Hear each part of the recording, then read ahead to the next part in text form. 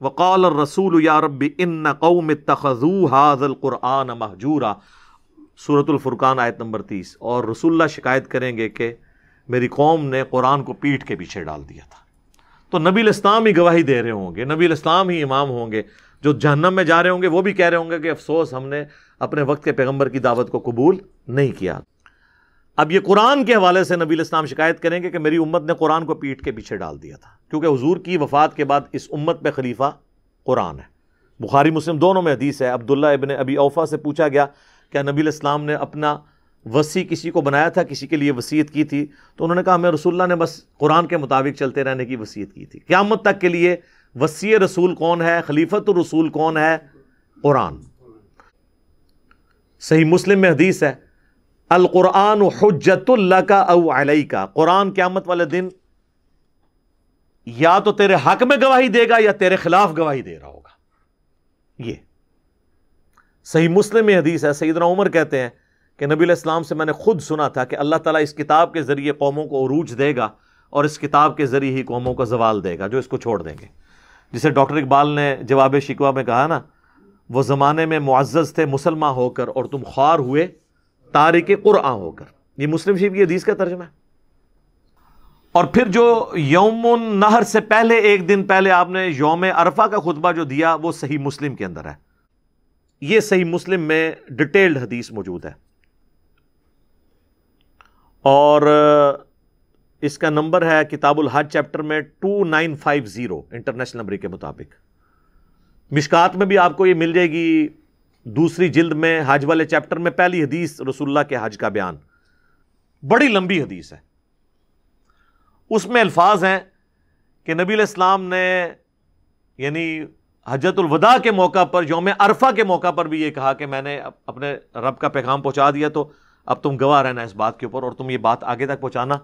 لیکن اس میں ایک اور بڑے زبردست الفاظ ہیں۔ آپ نے فرمایا کہ میں اپنے بعد تم میں ایک ایسی چیز چھوڑ کے جا رہا ہوں جسے مضبوطی سے پکڑ لوگے تو کبھی گمراہ نہیں ہوگے، اور وہ اللہ کی کتاب ہے۔ مسلم شریف میں حجۃ الوداع کا یوم عرفہ کا جو خطبہ ہے اس میں صرف قرآن کا ذکر ہے، سنت کا نہیں ہے، کیونکہ سنت بھی قرآن میں ہے۔ قرآن نے ہمیں کہا ہے نا من یطع الرسول فقد اطاع اللہ، جس نے رسول اللہ کی اطاعت کی گویا اس نے اللہ کی اطاعت کی۔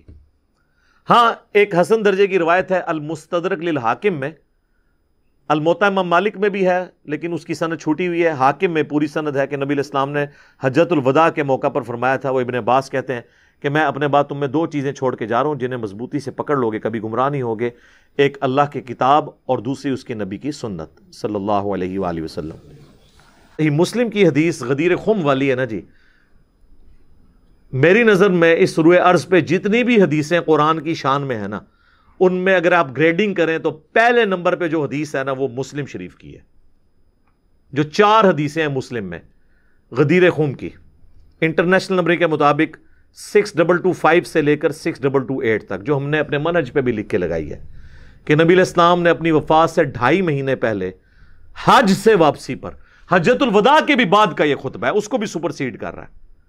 مکے سے مدینے آتے ہوئے خم نامی گاؤں میں پانی کے لیے پڑاؤ کیا، اونٹ کے پلان کا ممبر لگایا گیا آپ کے لیے۔ آپ علیہ السلام نے اس پہ کنکلوڈنگ گفتگو کی، اے لوگو آگاہ ہو جاؤ، میں بھی ایک انسان ہوں، قریب ہے کہ اللہ کا قاصد یعنی موت کا فرشتہ میرے پاس آئے اور میں اس کی دعوت قبول کر لوں، یعنی میں نے بھی دنیا سے جانا ہے۔ میں اپنے بعد تم میں 2 بھاری چیزیں چھوڑ کر جا رہا ہوں، ان میں سے پہلی چیز اللہ کی کتاب ہے۔ اب ذرا یہ الفاظ سنیں، یہ دنیا کی کسی حدیث میں نہیں ہے۔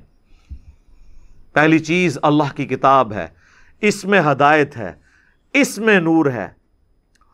تم اللہ کی کتاب کو پکڑو، اپنا تعلق اس کتاب کے ساتھ مضبوط کرو۔ اللہ کی کتاب اللہ کی رسی ہے، جو اسے پکڑے گا وہ ہدایت پہ ہوگا، جو چھوڑ دے گا گمراہ ہو جائے گا۔ سارے اتنے زیادہ جملے دنیا کی کسی صحیح حدیث کے اندر موجود نہیں ہے جو مسلم شریف میں غدیر خم کی حدیث میں۔ قرآن میں ہے نا وَاعْتَصِمُوا بِحَبْلِ اللَّهِ جَمِيعًا وَلَا تَفَرَّقُوا، اللہ کی رسی کو مل کر مضبوطی سے تھام لو اور فرقوں میں مت بٹو۔ بلکہ اسی آیت کو ریفرنس کے طور پر لیا جائے گا کیونکہ نبی علیہ السلام اسی آیت کے اوپر رو پڑے۔ بخاری مسلم کی میں نے حدیث شروع میں بیان کر دی کہ مجھے اپنی امت کے خلاف گواہی دینی پڑنی ہے۔ اللہ تعالیٰ قیامت والے دن ہمیں اپنے محبوب صلی اللہ علیہ وآلہ وسلم کی شفاعت نصیب فرمائے، اور اللہ تعالیٰ ہمیں ایسے لوگوں میں شمار نہ فرمائے کہ جن کے خلاف آپ صلی اللہ علیہ وآلہ وسلم گواہی دیں گے، بلکہ ان لوگوں میں شامل فرمائے جن کی آپ صلی اللہ علیہ وآلہ وسلم شفاعت کریں گے۔